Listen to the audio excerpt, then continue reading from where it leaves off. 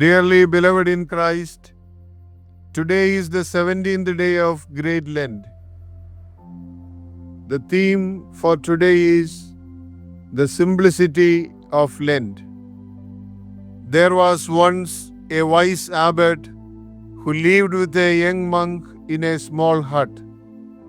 Over the time, the abbot observed the monk's spiritual growth and, seeing his dedication, allowed him to live on his own in a simple hut by the river bank. Each night, the young monk would wash his religious habit and leave it to dry. But one morning, he was dismayed to find that rats had torn his holy robe. Seeking a solution, he begged the villagers for another one. But when the rats destroyed that one too, he decided to get a cat to keep the rats away. Soon, however, he found himself begging not only for food for himself, but also for milk to feed the cat. To make things easier, he obtained a cow. But the cow needed food, so he started farming. The farm required tending, so he hired workers. Managing them became overwhelming, so he married a wife to oversee the household. Years passed, and a young monk who had once lived in peaceful solitude became the wealthiest man in the village. Where his simple hut once stood, there now stood a grand mansion. One day, the abbot came to visit and was astonished by the transformation. He asked, "What has happened to you? Why are you living in such a mansion?"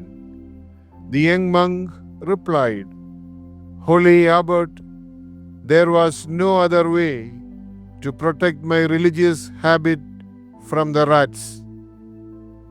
This story reminds us of how easily we become entangled in the pursuit of comfort and security, often without realizing it.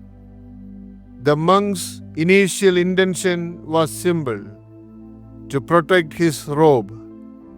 But in solving that problem, he lost sight of his original purpose, becoming consumed by worldly concerns.